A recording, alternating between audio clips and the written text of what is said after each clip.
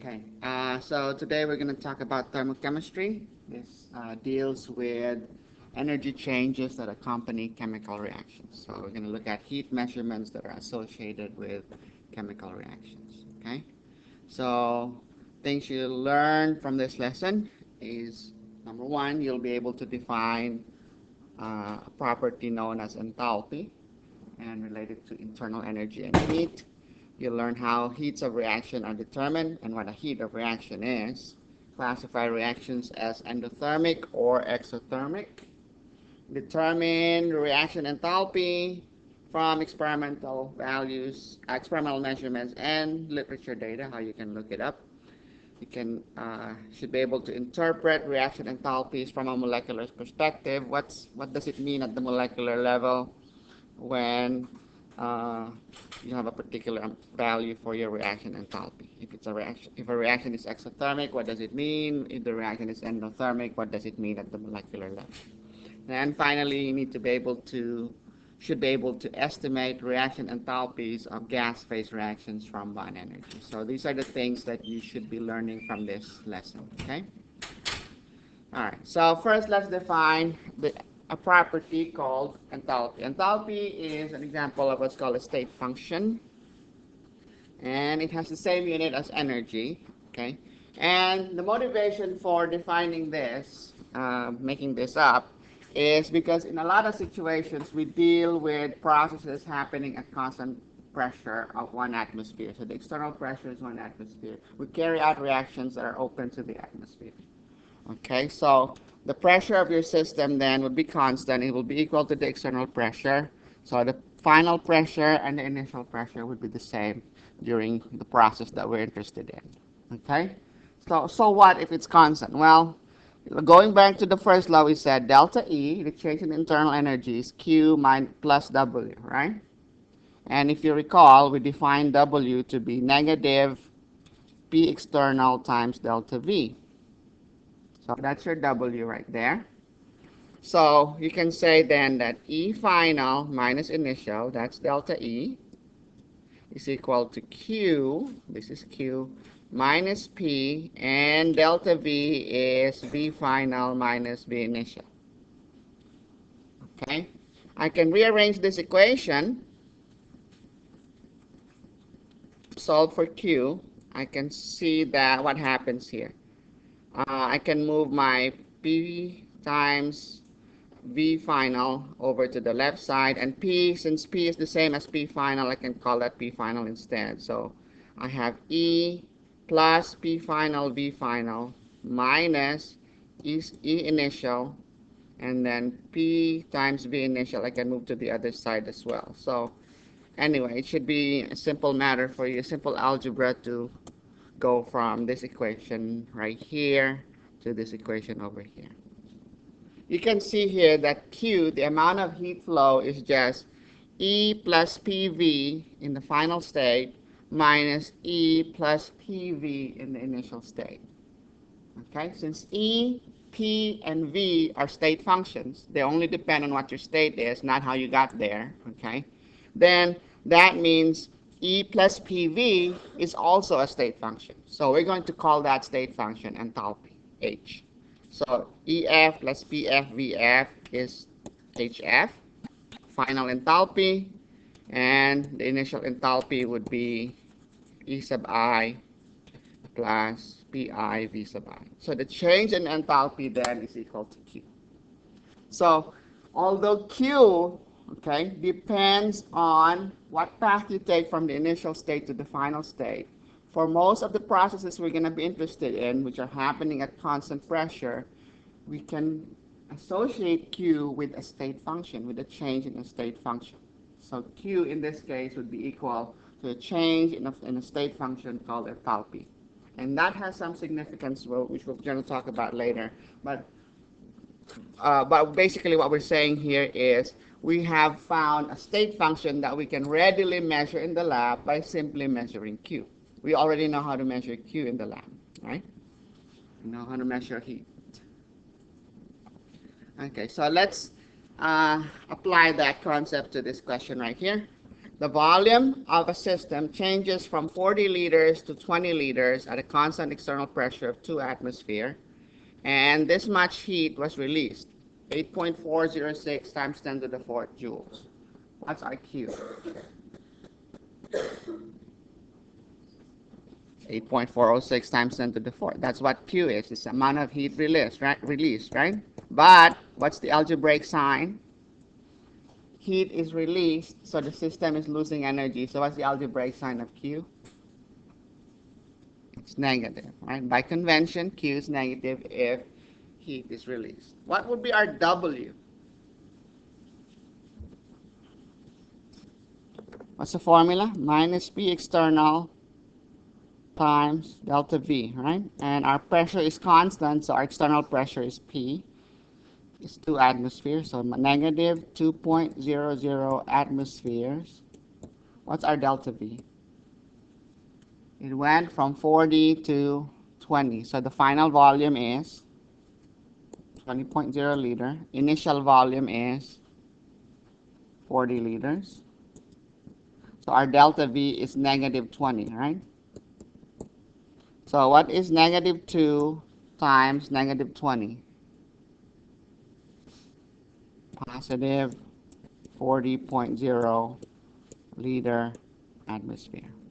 Can you change that to joules? What's the conversion factor? 1 liter atmosphere is, just remember 101 Dalmatians. Okay. So 101.325 joules. Okay. So liter atmosphere cancels out. 40 times 101.325 is how much?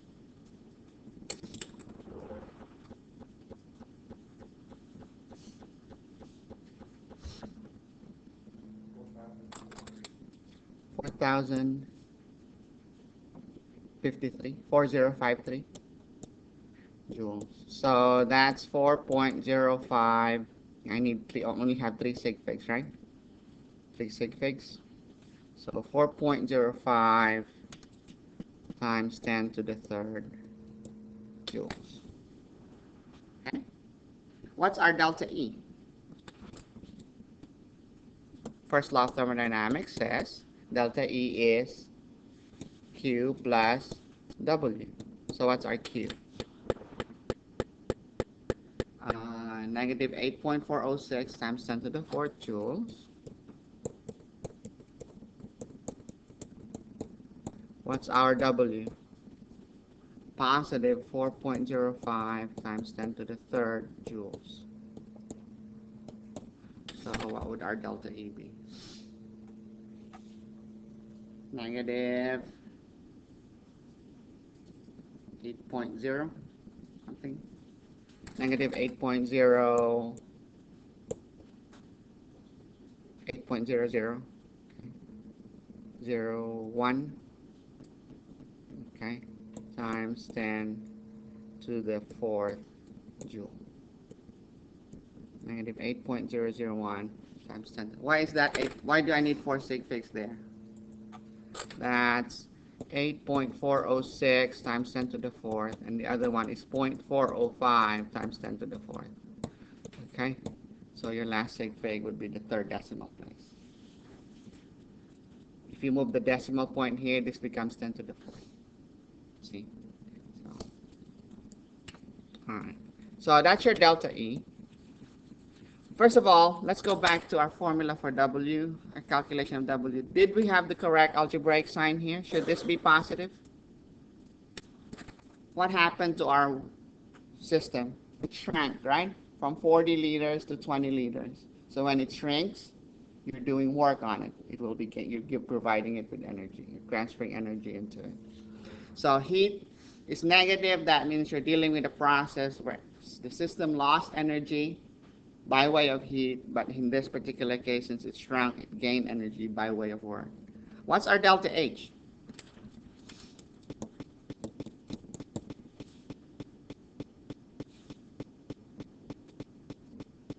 Constant pressure, so it's just equal to Q. See, delta H is a lot easier to know. compared to delta E. If you want to know delta E, you still have to calculate W. But if you want delta H, all you have to do you say that's equal to Q, because this process happens to be occurring at constant pressure. So delta H is equal to Q, which is going to be negative 8.406 times 10 to the 4th joules. It's probably going to be, this type of question is probably one of the easiest ones you'll see on the test. And that's probably one of the questions that most students will miss because they try to make it too complicated.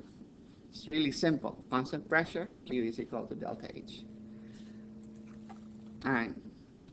How about this one? You have a reaction in aqueous solutions. You carry it out under constant pressure of 750 torr. The reaction yields half a mole of gaseous products. Let's assume those products are ideal gas, behave ideally. And absorbs 326 kilojoules of heat to revert back to its initial temperature of 314 Kelvin. So you have a reaction mixture. It's happening at 314 Kelvin. Okay? And then something happened. And then what happened here? It produces half a mole of gas. And then, as a result of the reaction, 326 kilojoules of heat is absorbed. To restore it back, 326 kilojoules of heat is absorbed to restore it back to its original temperature. So what must have happened during the reaction? How can heat flow into your reaction? Why would heat flow into your reaction mixture? To bring it back up, to bring it back to the original temperature before the reaction took place. What must have happened during the reaction?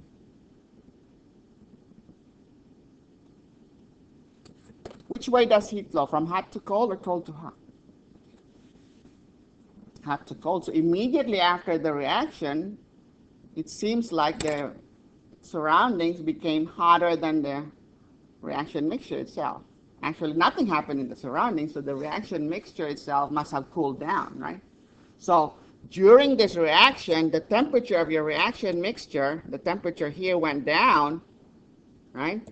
So in order to restore it to its original temperature, which is in this case 314 Kelvin, according to this, 326 kilojoules of heat went into your reaction mixture. So what's our Q here for this entire process?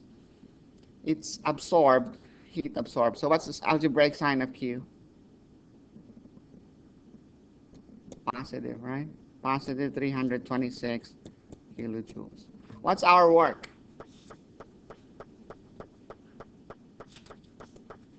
What's the formula for work? Negative P delta V. Or what's another formula for work that we learned? If the process is at constant pressure, what's the work? Negative delta N gas times RT, right? So what is delta N gas in this case? It's given. How much? The reaction yields half a mole of gaseous product. So delta N gas would be positive 0.500 moles. And what's RT? It's 8.314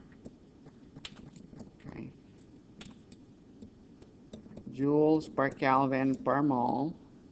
And our temperature is 314 Kelvin. Okay? Because temperature went from, before mixing it was at 314 Kelvin, and then you have to revert back to the initial temperature. So your final temperature is the same. So your temperature, you can say, between the two states is 314 Kelvin. Okay? So that's your work. What would that number be? Let's calculate that. Oops. 0.5 times 8.314 times 314. That's 1305 joules. Okay? So, and that's negative. 1305 joules.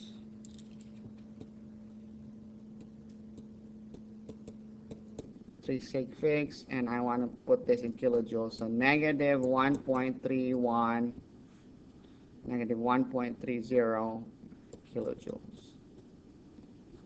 Okay. can call it 1.31 if you want to round to the nearest nearest even is 1.30. Okay, so that's your W. Generally, you'll find for reactions W is going to be much less than Q. Okay, on an absolute basis. What's our delta E for this reaction then? What's the formula for delta E? Q plus W. So it's positive 326 kilojoules plus W, which is negative 1.30 kilojoules. Our delta E is how much?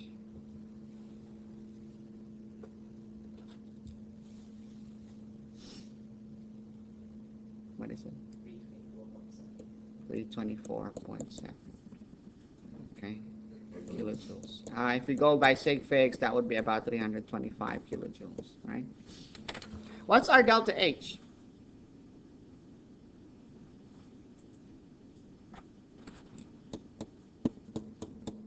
What is it? 326, very good. It's just equal to Q. Okay?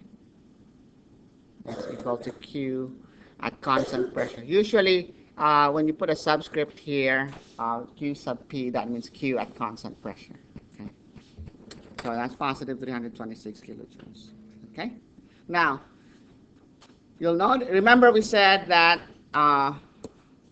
okay, the temperature must have gone down, right? In order for this to happen, and 326 kilojoules of heat flowed into your reaction mixture. So we say that the heat of this reaction is positive 326 kilojoules. So this reaction will lead to heat eventually, 326 kilojoules of heat eventually going into your reaction mixture to restore it to its original temperature. So the value of delta H is called the heat of reaction, okay? And that's the reason why enthalpy is given the symbol H, because it's associated with heat flow at constant pressure, okay? And some people mistakenly call that delta heat. That's not delta heat, that's delta enthalpy, okay? It just happens to be equal to Q if you're doing the process at constant pressure. Delta H is a general state function. It doesn't have it's a state function regardless of whether the process is constant pressure or not. But it's just convenient to use it when you're dealing with a process that's happening at constant pressure, because you can measure the change in enthalpy by simply measuring the heat flow. All right? So that's what you call your heat of reaction. Now, if a reaction does this, remember we said what happened to the temperature of the reaction? Initially, before heat went in. In order for heat to go in, what must have happened before that? Temperature drop. So if the temperature drops as a result of a reaction, we expect heat to flow in, right? So that type of reaction is what we would call an endothermic reaction. That you'll see Q or delta H would be positive for an endothermic reaction. So if you mix two things in the lab, you measure the temperature drop. That tells you that that reaction you're looking at is an endothermic reaction. Because as a result of that reaction, you would expect heat to flow into your reaction mixture. The amount of heat that would have to flow to restore it back to its original temperature would be called the heat of reaction. Okay? All right, how about this one? A reaction in a fixed volume container is carried out in a fixed volume container, leading to a temperature increase, and the system releases 415 kilojoules to revert back to the original temperature. So what's our Q here? It releases, so minus 415 kilojoules, right? Negative. What's our W? Minus P delta V. Do you know P? You know delta V? You don't, right? So we don't have enough information here. How about delta E? It's Q plus W. We don't have enough information because we don't know W. Do we know delta H? What's delta H? Negative 415 kilojoules. Oh, I'm sorry. Made a mistake. This is constant volume. Sorry, sorry, sorry. This is not constant pressure. Correct that. Okay. This is constant volume. All right. So, constant volume. Okay, Q is still going to be negative 415, right? What's our W here?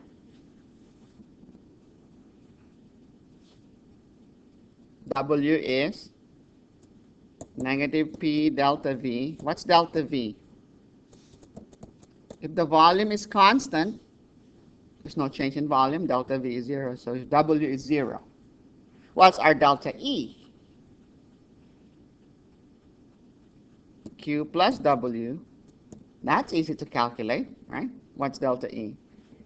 Negative 415 kilojoules. It's just equal to Q. Why? Because W is 0, right? So if a reaction happens to be carried out in a fixed volume container, okay, then delta E is just going to be equal to Q. What's your delta H? We don't know. It's not going to be equal to Q, right? It's not going to be equal to Q. How would you solve for delta H? You'd say delta H is equal to delta E, okay? Delta of E plus PV. Remember? H is E plus PV, right? So that's equal to E, delta E plus delta PV. Well, you don't know what the pressure is. You don't. You don't know if the pressure stayed constant or changed. Chances are the pressure has changed, so you have no way of figuring out delta H from here. So if you carry out your reaction at fixed volume, and you can do that, and that's called a bomb. That container that has a fixed volume is called a bomb because if the pressure builds up there, it would explode. Okay? So in a fixed volume, that's why you don't do that. You don't like doing that. But we do have what's called a bomb calorimeter in the lab where we can carry out a reaction. It's a very hard, very strong stainless steel container, okay, where we can do that. So anyway, delta H cannot be, if you don't know what the pressure is, okay, then you don't have information here to calculate your delta H.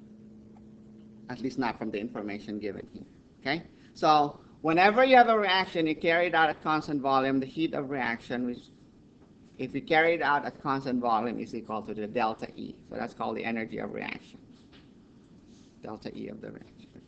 So what's the significance of delta H? Okay, most experiments we say are done at constant pressure, so delta H, the heat of reaction, will just be equal to Q, okay? And if you really wanted to calculate delta E, you can just say it's equal to delta H minus W because, plus W, right? See, delta E is Q plus W.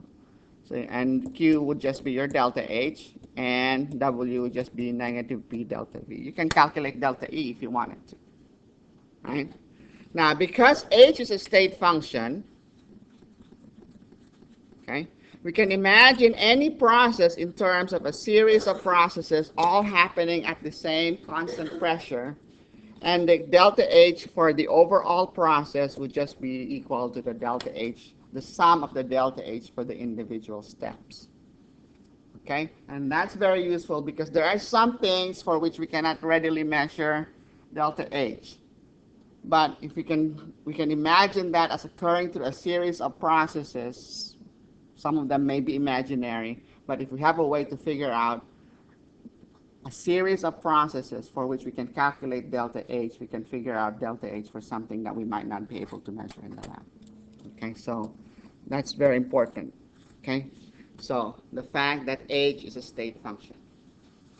You can imagine breaking up a process into a series of steps, get the delta H for those individual steps, and just add them all up, and you get the delta H that you want. Okay, so let's illustrate that for measuring heats of reaction. When you measure heats of reaction, you carry out your reaction in an enclosed container, in an insulated container called a calorimeter. Okay, and so what you do is you mix your reactants and you just measure the temperature difference, the change in the temperature, T final minus T initial. Okay, so imagine you have separated reactants. They're all at the original temperature T1. You mix them in your calorimeter, and what happens? A reaction happens. So now you have mixed products in your calorimeter at a different temperature T2, right? Because as a result of the reaction, typically when you carry out a reaction, the temperature will change. Okay, so within that calorimeter, the temperature has now changed to T2. Your reactants have reacted. You now have a mixture of products.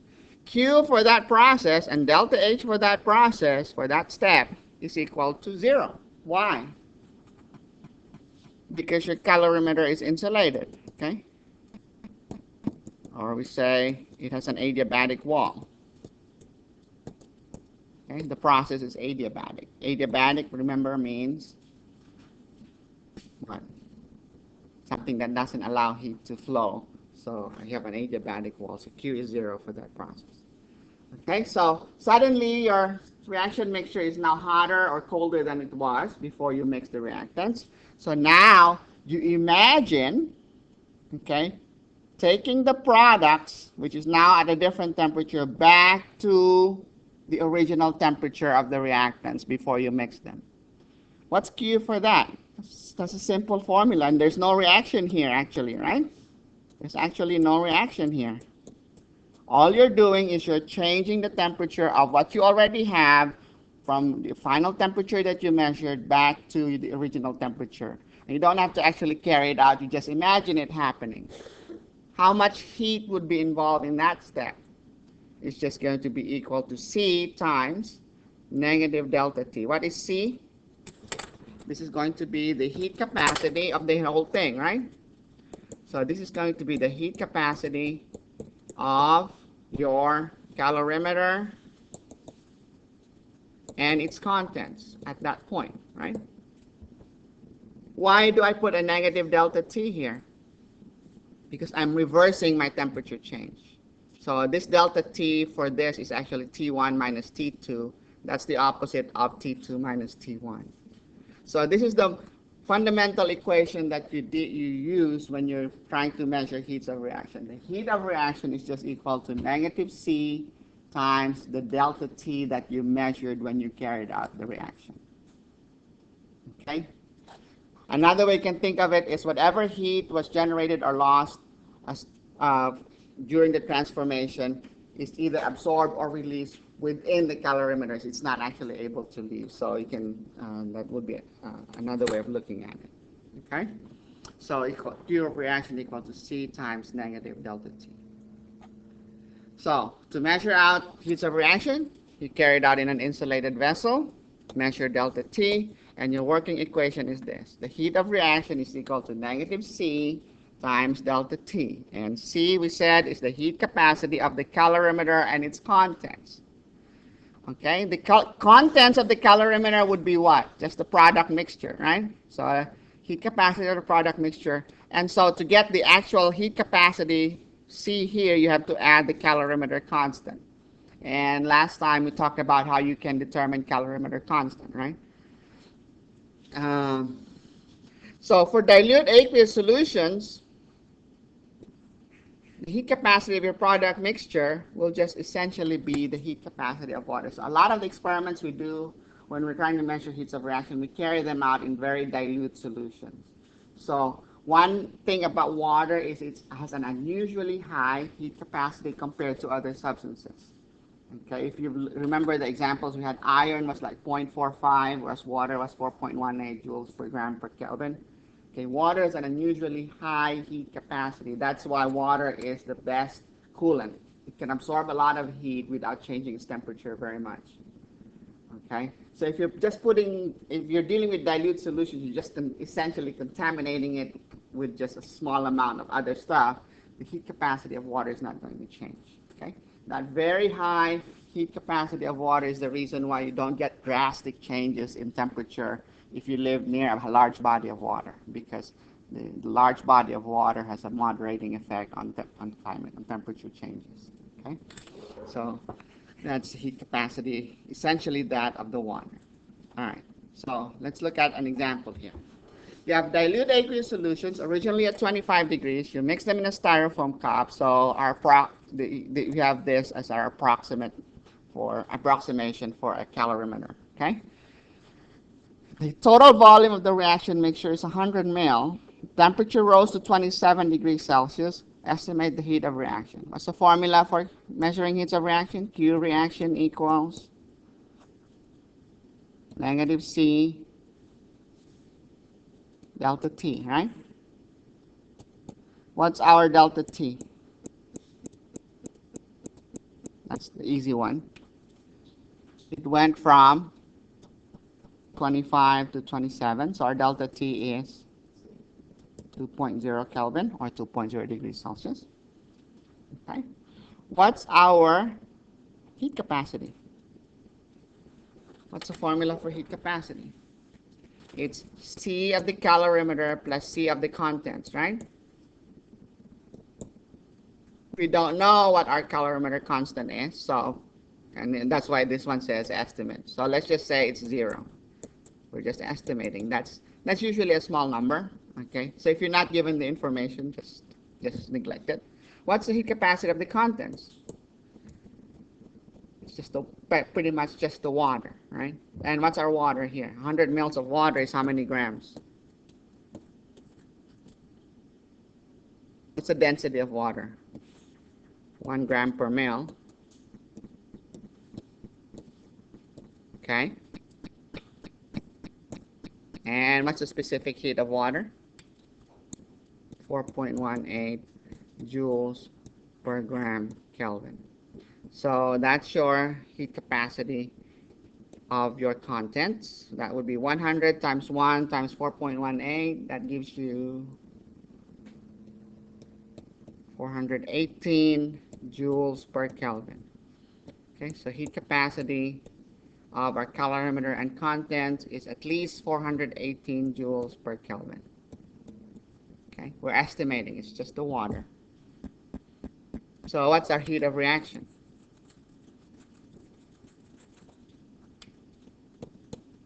What's 418 times 2? 836 joules. Kelvin cancels out, so that's negative.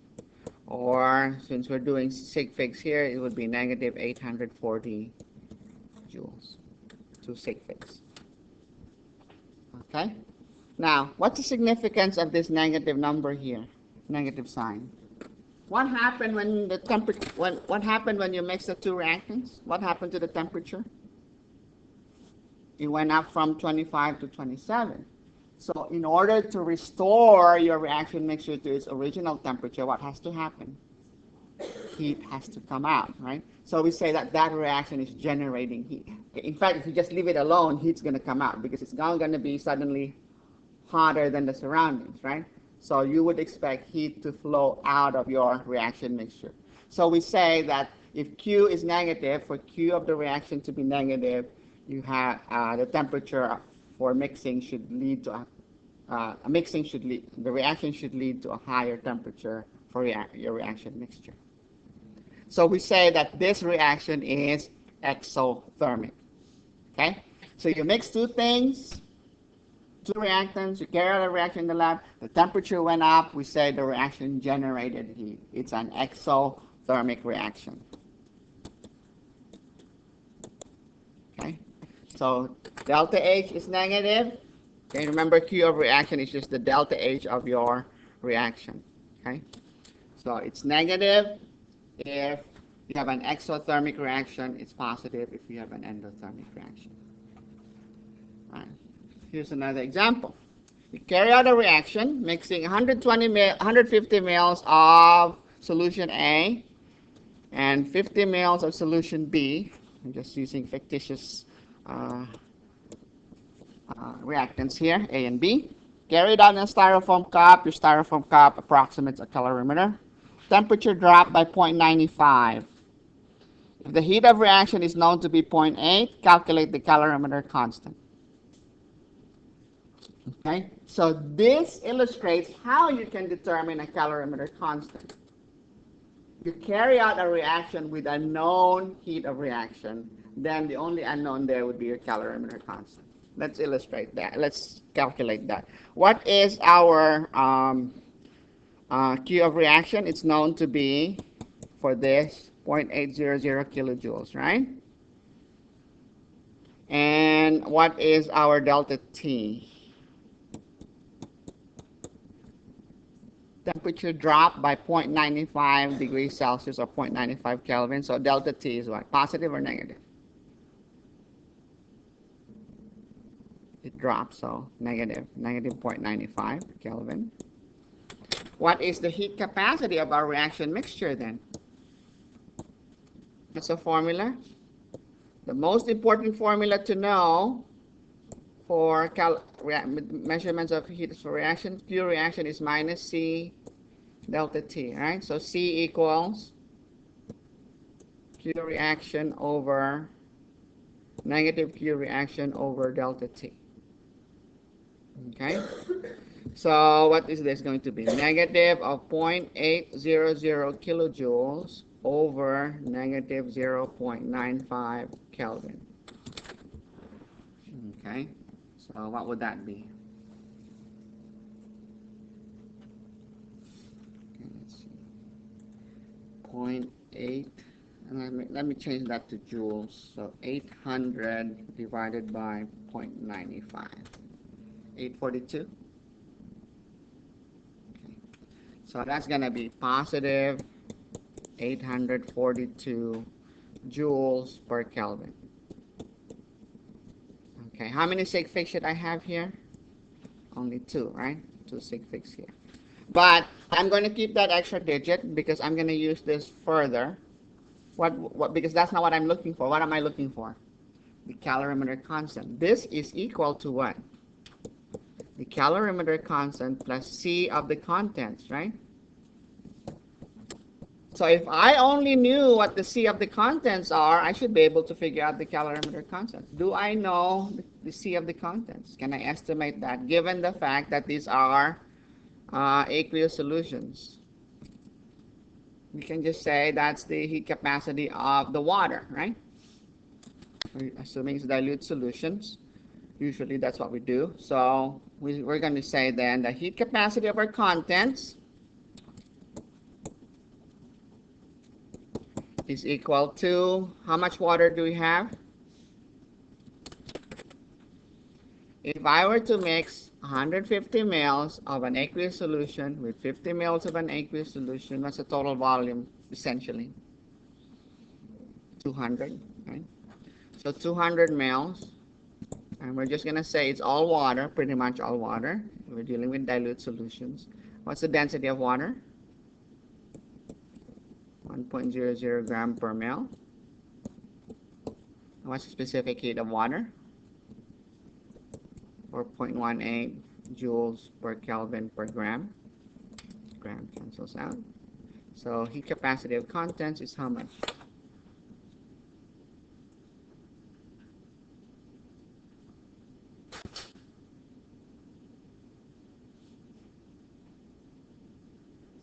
(836 joules per Kelvin). So what do we know now? C is C cal plus C contents. How do I solve for C cal? Calorimeter constant is equal to C minus C contents. So it's 842 joules per Kelvin. Last sig fig, 2 sig figs here, right? Minus C contents, minus 836 joules per Kelvin. So it's 842 minus 836, 6 joules per Kelvin. Essentially, for practical purposes, that's essentially 0 within your sig fig limits, right? But if you're going to use it for further calculations, usually when you determine calorimeter constant, you're going to have to, you're determining it so you can use it for another experiment. So you can keep it at 6, okay? Keep that extra digit, and you can use that for your further calculation. Okay? Typically, if you did this in the lab, in a freshman chemistry lab using a styrofoam, you're going to get calorimeter constants ranging from something like maybe 25 to 75 joules per Kelvin. That would be the typical numbers you would get. Okay, so how do you determine calorimeter constant? Carry out a reaction with a known heat of reaction. You know your heat of reaction, so you can figure out the calorimeter constant. Then you go around, turn around, use the same calorimeter. Now you know it's calorimeter constant. You can use that calorimeter to determine the heat of reaction for another reaction, an unknown reaction. So this process of determining the calorimeter constant is called standardization or calibration. Okay, so let's review the concepts of exothermic and endothermic. A reaction we say is exothermic if the temperature of the reaction increases. Why? Because then it would make your reaction mixture hotter than the surroundings, right? And so heat would have to flow out of your reaction mixture until eventually your temperatures are the same. Okay. Similarly, if you mix two things and the temperature dropped, that means you have an endothermic reaction. Heat has to flow in from the surroundings. It will now, for the time being, be colder than the surroundings. Heat has to come in from the surroundings. All right. Dilute aqueous solutions, originally at 25 degrees, are mixed in a styrofoam cup. What happened to my clicker?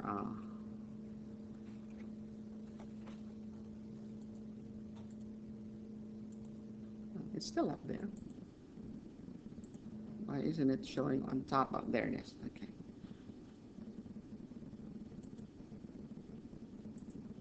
Okay.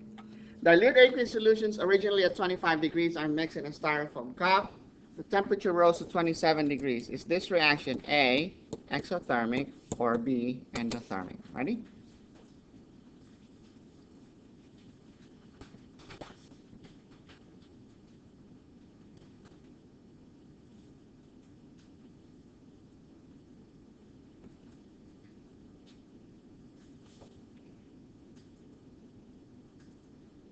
No. Okay. I'm going to give you a second chance, but before I take another poll, I want you to talk to your neighbors.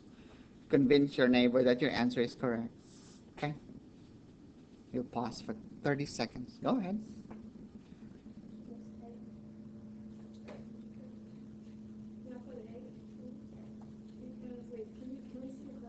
Okay, here. I'm sorry. Oh, let me pull it back.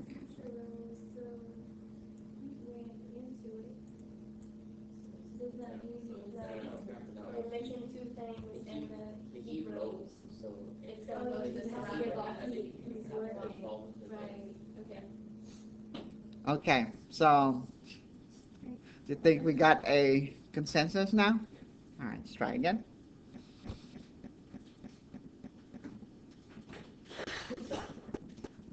Let's see how we did. Much better. Correct answer is exothermic. Very good. Okay, so correct answer is exothermic. Next question. A reaction. Same reaction we talked about earlier. 150 mils of A, 50 mils of B, carried out in a styrofoam cup. Temperature dropped by 0.95. Is it A, exothermic, or B, endothermic? Ready?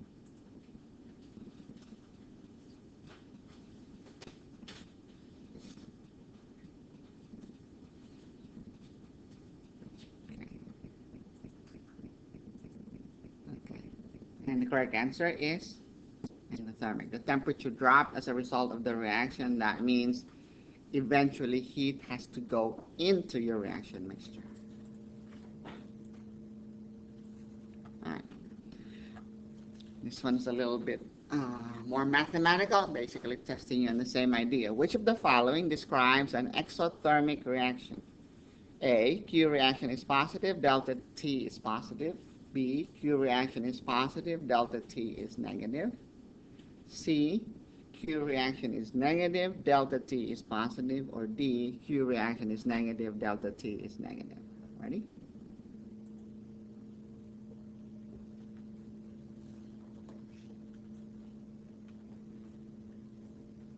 Exothermic.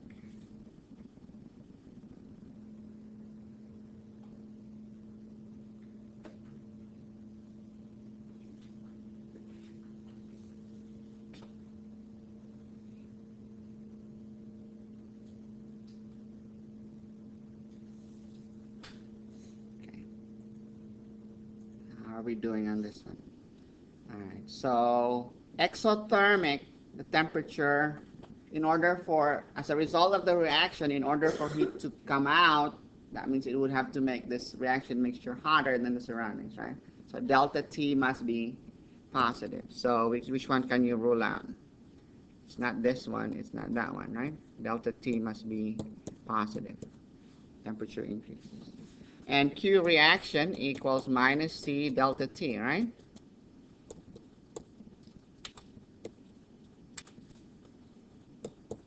So heat capacity is always a positive number. Delta T in this case is positive, so delta exothermic reaction, Q is negative. Okay. So don't confuse this formula with the one that we learned earlier where Q is equal to C delta T. This is the formula if no reaction happened and all you're looking at is heat flowing in or out. If heat flows in, okay, Q is positive, delta T is positive, the temperature will go up. So the temperature change, this is for a temperature change not associated with a reaction. Okay? Okay. Combustion of natural gas in your stove, in your gas stove. Is that reaction? That's a reaction of methane, natural gas plus oxygen gives you CO2 plus water. And what else does that reaction produce? Imagine your stove. What else is that reaction producing? Heat and light, right? Okay. So is that an exothermic reaction, endothermic reaction? And what's Q for that reaction, positive or negative?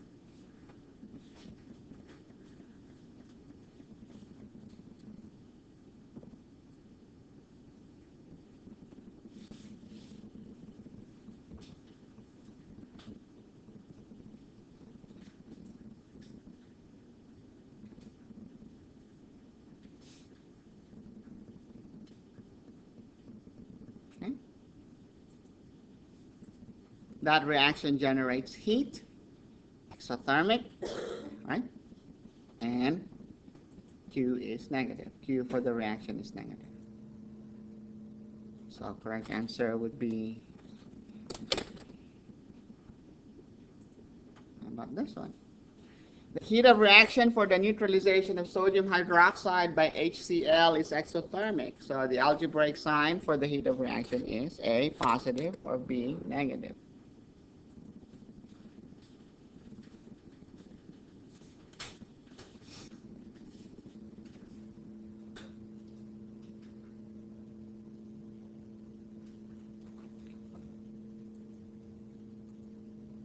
Okay. Exothermic, Q is negative. Okay. This might be a good time to pause. Let's take a 5-minute break. Okay.